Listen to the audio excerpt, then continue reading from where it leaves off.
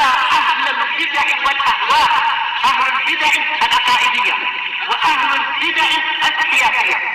أنا أقول بيننا وبينكم السلف، بيننا وبينكم الكتب، كان فيقول البدع بيننا وبينكم. Bismillahirrahmanirrahim. Alhamdulillah wassalatu wassalamu ala Rasulillah wa ala alihi wa sahbihi wa man wala. Ma ba'd, kita lanjutkan bacaan terhadap kitab Mukhtasar Al-Fusul fi Siratul Rasul. Yang mana kemarin kita selesaikan perang apa? Perang Tabuk, tragedi perang Tabuk. Naam. Sekarang kita masuk ke berikutnya, kisah berikutnya itu qudum wafd Saqif, yaitu kedatangan utusan Bani Saqif. Naam. Qala al-mu'allif asbahullah wa qadima wafdu Saqif ala Rasulillah sallallahu alaihi wasallam fi Ramadan hadis sana.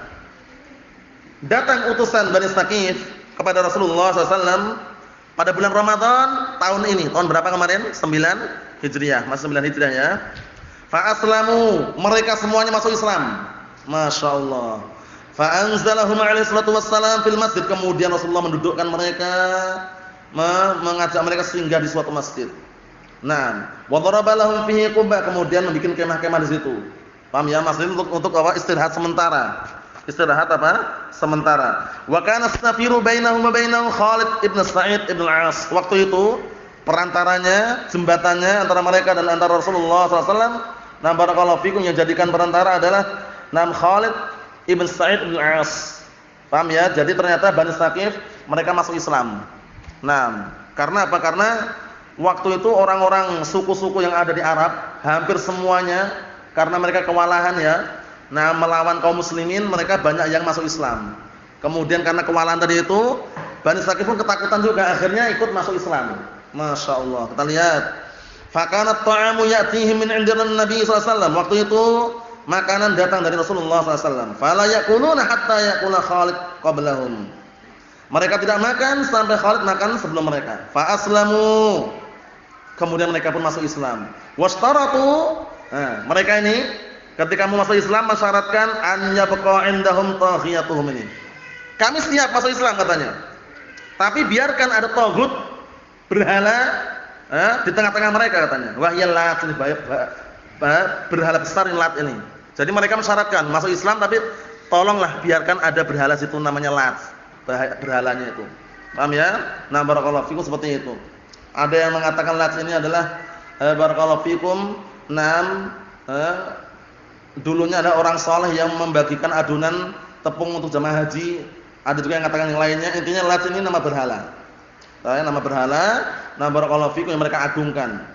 Wa alla tuhdam falam yujibhum sallallahu alaihi wasallam ila dzalik. Mereka masuk Islam mensyaratkan, tapi biarkan ada berhala di situ yaitu Lat. Jangan dihancurkan. Tapi Rasulullah SAW tidak menerima apa? Tidak menerima syarat tersebut. Karena syaratnya batil. Kullu syartin laysa bi kitabillah fa huwa batil walau mi'ata syartin. Setiap syarat yang sumbernya bukan dari Al-Qur'an batil syaratnya walaupun 100 syarat. Ini enggak terima. Suruh biarkan patungnya di situ. Lat. Nah, kita lihat nanti dihancurkan nanti, dipadamkan nanti. Kemudian wasalu an yukhaffifa anhum ba'da salawat. Mereka minta untuk diperingan. Mereka minta kepada Rasulullah agar apa? Agar memperingan sebagian salatnya diperingan. Nah, falam yujibhum ila dzalik. Rasulullah pun enggak memenuhi syarat tersebut. Salat diperingan gimana kalau mukim ya enggak usah diperingan. Paham ya? Nah, Rasulullah enggak memenuhi. Fasalu alla yahdimu bi'aidihim taghiyatahum. Mereka minta lagi agar mereka tidak menghancurkan dengan tangan-tangan mereka berhala mereka. Fa ajabahum ilaihi. Kemudian Rasulullah SAW memenuhi 6 syarat mereka itu. Langsung Rasulullah mengutus siapa? Wa ba'atsa ma'ahum Abu Sufyan Sakhr bin Harb. Setelah masuk Islam, dulu Abu Sufyan bin Harb ini, barakallahu fikum, Sakhr bin Harb ini dulu termasuk musuh Islam yang sangat luar biasa. Tapi setelah masuk Islam, Masya Allah, pembelaannya luar biasa juga. Ya, akhirnya Rasul mengutus Abu Sufyan Sakhr bin Harb ini. Apa kedudukannya Abu Sufyan bin Harb ini dengan istrinya Abu Lahab? Sudah pernah tak kenalkan dulu. Antum Irsyad, pernah kenalan belum sama istrinya Abu Lahab? Pernah kenalan belum? Siapa? Siapa namanya? Arwah bintu bintu Harb Ummu Jamil. Apanya dengan Abu Sufyan bin Harb ini berarti? Apanya? Saudara. Paham ya? Saudaraan dengan Abu Sufyan bin Harb ini. Nah, kalau istrinya Abu Lahab kan Arwah bintu Harb. Paham ya? Arwah bintu Harb. Kemudian Rasulullah mengutus Abu Sufyan bin Harb, Sakhr bin Harb, wal Mughirah bin Syu'bah, diutus Mughirah bin Syu'bah juga. Lihadmiha, untuk menghancurkannya. Fahadamaha, langsung dihancurkan itu. Berhala besar dihancurkan. Wa 'azuma dzalika 'ala nisa'i Saqif, kemudian para wanita Saqif mereka apa? Menganggap itu perkara besar, nangis mereka. Jangan nangis pokoknya mereka. Paham ya? Karena mereka menganggap berhala itu hancur nanti membahayakan untuk mereka gitu loh. Kita lihat. Wa taqadu an yusibahum minha su', mereka punya keyakinan akan menimpa pada mereka suatu kejelekan setelah hancurnya berhala tadi itu. Wa qad tanaza bihimul Mughirah bi Syu'bah hina hadama. Tanaza bahwa itu, na barakallahu fikum, ngam sakhara. Artinya apa? Dan sungguh telah tersungkur Mughirah bin Syu'bah ketika menghancurkannya. Padahal pura-pura. Paham ya? Mughirah bin Syu'bah itu ketika menghancurkan pura-pura jatuh tersungkur, kata mereka, "Wah, ini kena ini." Paham ya? Kita lihat pura-puranya. Nah, fa kharra sari'an. Waktu menghancurkan itu kata mereka, buktinya Mughirah bin Syu'bah ketika menghancurkan langsung tersungkur. Kemudian tersungkur kayak orang kesurupan. Wa dzalika bitawatu'in minhu wa min Abi Sufyan. Waktu itu kejadian dengan kesengajaan. Kesengajaannya dari Mughirah bin Syu'bah dan Abu Sufyan sengaja. Paham ya? Tujuannya apa sengaja? Liyuhimahum anna dzalika minha. Biar terkesan para wanita tadi melihat terkesan bahwasanya itu dari berhala Lata tadi itu. Jadi cuma mengelabui mereka itu loh. Nah, summa qama yubakkituhum wa yuqarri'uhum radhiyallahu anhu fa aslamu wa hasuna islamuhum. Kemudian langsung barakallahu fikum Mughirah bin Syu'bah dan juga Abu Sufyan berdiri membikin mereka takut dan menakut-nakuti mereka, ya mungkin menakut-nakuti dengan apa, ancaman azab atau semisalnya. Akhirnya mereka masuk Islam dan bagus Islamnya. Masya Allah, itu kisah apa? Dihancurkannya berhala Lata. Siapa yang menghancurkan tadi? Abu Sufyan bin Harb dengan barakallahu fikum Mughirah bin Syu'bah. Itu utusan apa? Barakallahu fikum Bani Saqif yang waktu itu datang ke Rasulullah kemudian masuk Islam. Adapun mengenai hajinya Abu Bakar Siddiq radhiyallahu anhu pada pertemuan yang akan datang insyaallah taala sebelum masuki haji wada. Kita lihat ada pertanyaan ini. Bismillahirrahmanirrahim. Afwan, di mana Syekh Yahya sekarang? Apakah di Ma'rib? Apakah Houthi mengintar Syekh Yahya? Wallahu alam, berdasarkan kabar yang Anda dapatkan dari salah satu ikhwah yang ada di sana dan di pondok Darul Hadis Ma'rib yang langsung di sana. Yaitu Iparana sendiri di sana, Frita barakallahu fi. Adapun Syekh Yahya seperti biasanya keluar dakwah ke Saudi. Wallahu alam apakah ada tujuan yang lain, yang jelas keluar dakwah seperti biasanya. Tetap di sana pelajaran tetap berjalan lancar, enggak ada muskilah, dan orang-orang di sana di pondok itu pun enggak merasa ada perang gitu loh. Cuman yang merasakan kegentingan, ribut, kemudian ribet, kemudian banyak bicara orang di luar aja. Paham ya? Seruang, pondok saya diseruang, dibombardir. Syiah masuk situ, padahal yang di sana langsung cerita itu biasa-biasa aja. Memang Syiah masuk dalam barakallahu fikum di daerah Ma'rib tapi bukan situ gitu loh. Paham ya? Tapi pondok situ, barakallahu fikum, Amud itu aman, terkendali insyaallah. Ini yang cerita langsung Iparana ya. SMS langsung, Anda tanya apakah benar di Ma'rib di pondok Syekh Yahya diserang sama Syiah, kata Iparana, siapa yang bilang? Kita di sini tenang-tenang saja, santai-santai saja. Syekh memang keluar dakwah seperti biasanya, ya, umroh atau yang semisalnya ke Mekah, yang benar. Beliau tidak di Yaman. Untuk masalah mengincar barakallahu fiik, kita katakan na'am. Karena Syekh Yahya ini semenjak memimpin jihad waktu di Damas waktu itu, mulai perang 6, perang 7, perang berikutnya, itu memang benar-benar menyuarakan apa? Syiah Rafidhah kafir. Paham ya? Halal darahnya. Dan jihad berlangsung.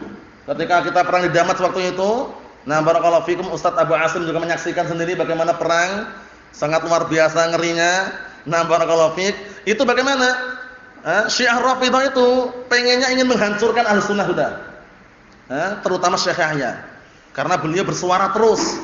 Ketika Dars pun bersuara, mereka nembak, ngebom, tetap suara keluar. Nah, barakallahu fikum. Fajarah, fasaqah, zanadiqah. Terus. Naam. Dan hingga kemenangan walhamdulillah di tangan Ahlussunnah. Perang 6 Ahlussunnah, perang berikutnya Ahlussunnah. Perang terakhir kemarin kita dievakuasi, kita dipindahkan ke sana, itu Ahlussunnah juga yang menang sebenarnya. Cuman mereka menggunakan siasat busuk politik yang tidak tidak diperkenankan. Mereka bergabung dengan pemberontak pemerintah yang punya pesawat tempur, punya ini, dan sehingga kekuatannya enggak sebanding dari kekuatan senjata saja. Wa illa mereka sudah kalah gitu.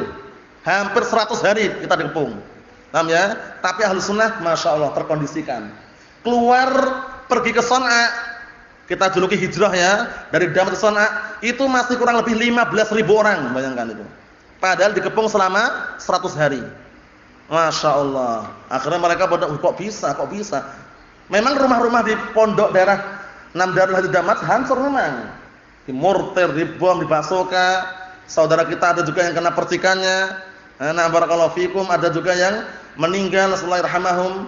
Nah, seperti itu. Kesimpulannya untuk masalah pondok Darul Hadis Amud aman, terkendali. Syekhnya benar, beliau lagi di luar. Karena anak tanya langsung apa urusannya, ya dakwah seperti biasanya, umroh atau yang semisalnya. Paham ya? Yang kedua, lalu apakah benar Houthi hanya ingin menyerang masyayikh Ahlussunnah? Apakah dai-dai dari Hizbul Jadid juga diincar Houthi? Nah, barakallahu fiik. Terus terang saja, karena memang alhamdulillah kabarnya itu sampai ke kita juga. Yang mereka incar itu Ahlussunnah yang mengkafirkan Syiah Rafidhah. Syiah Rafidhah kafir. Dinukilkan Syekhul Islam akfar minal Yahud wan Nasara. Lebih kafir daripada Yahud wan Nasara. Di Yaman sana, para masyayikh Ahlussunnah yang masih menyuarakan Syiah Rafidhah kafir, di antaranya apa? Syekh Yahya bin Ali Al-Hajuri dan juga para masyayikh yang masih sependapat dengan pendapat tersebut. Dan benar, Houthiyun Syiah Rafidhah, Houthiyun Al-Hawasah yang mereka pemimpinnya adalah Abdul Malik Al-Houthi, sembunyi di Iran sana, barakallahu fiik.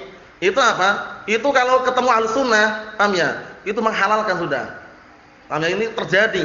Jadi mereka ketika perang menggunakan sihir. Pertama sudah itu menggunakan sihir ya. Nah, barakallahu fiik. Kedua, mereka menghalalkan dengan cara-cara yang haram, menggunakan wanita atau yang semisalnya. Allah musta'an, dan ini terjadi. Kemudian di Yaman, Syiah Rafidhah yang dikenal dengan Houthiyun Hawasah, mereka tidak diam di situ saja.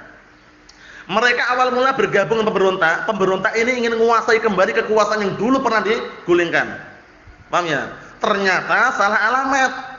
Kenapa salah alamat? Pemberontak ini enggak sadar kalau Syiah Rafidhah juga ingin kursi. Paham ya? Setelah menguasai sana, nuktas sini, penjagaan sana, penjagaan sini. Coba istana presiden dikuasai dalam waktu kurang 1 jam, bayangkan. Istana presiden. Paham ya? Nah, baku hantam, tak duk, tembak-tembakan itu. Paham ya? Kemudian dalam waktu sangat singkat dikuasai. Istana presiden sudah dikuasai oleh Hawasah, distempel. Allahu Akbar, al-Madli Amerika, al-Madli Israel, al-la'nat al-Yahud, an-nasl Islam. Itu syiarnya mereka seperti itu. Langsung mereka apa? Setelah punya kekuatan, pemberontak tadi itu digulingkan sama Syiah. Pemimpin pemberontak namanya Ali Abdullah Saleh ditembak, dibunuh oleh Syiah sendiri. Akhirnya pemberontak gabung sama Syiah. Sekarang jadi satu campur baur. Ingin apa? Menguasai Yaman semuanya. Son'a sudah enggak terkondisikan.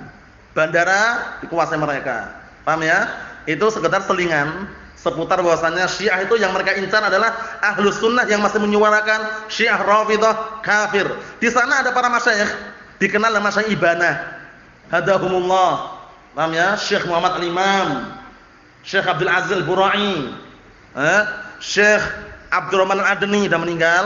Nah, kemudian Utsman As-Salimi dan masyayikh mereka dikenal Masyayikh Ibanah atau yang ikut dalam jaringan Hizbul Jadid. Mereka mengatakan Syiah Rafidhah Houthiyun itu enggak kafir. Ikhwanuna katanya. La nastahil dima'ahum katanya. Kita enggak menghalalkan darah mereka Syiah Rafidhah kok. Ikhwanuna katanya. Jadi kalau mereka lewat di nuktah penjagaan, Assalamualaikum. Man ant? Min tulab man? Dari murid siapa? Muhammad Imam. Tafadhal, hayakallah. Kalau dari murid Muhammad Imam. Tapi kalau man ant? Hajuri apa? La. Kalau dari murid Syekhnya tegak dulu. Karena murid Syekhnya terkenal menyuarakan Syiah Rafidhah kafir gitu loh.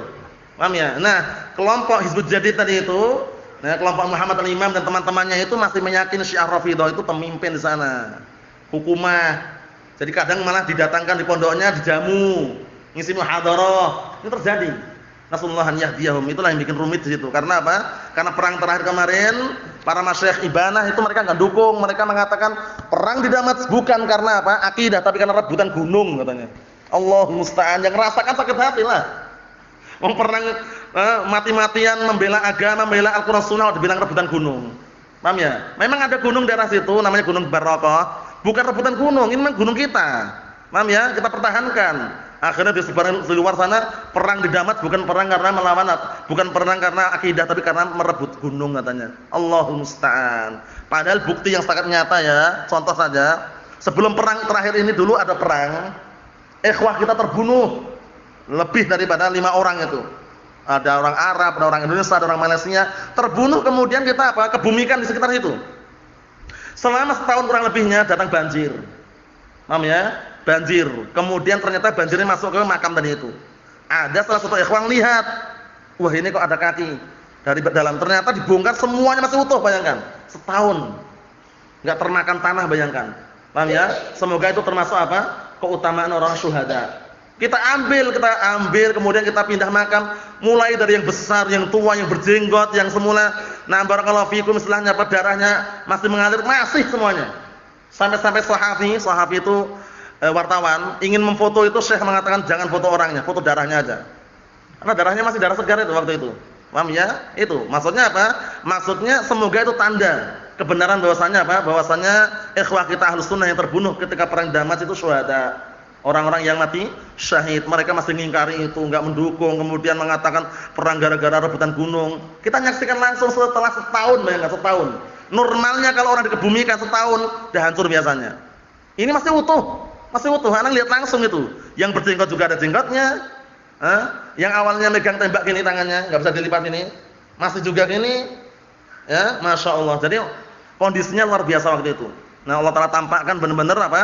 Sebagai apa? Keajaiban bagi orang-orang yang terbunuh di medan ma'rakah atau mati syahid. Nasallahu, ini yang bisa ana jawab. Barakallahu fiik. Nasallahu as-salamata wal afiyah fid dunya wal akhirah. Subhanakallahumma bihamdika asyhadu an la ilaha illa anta astaghfiruka wa atubu ilaik. Walhamdulillahirabbil alamin.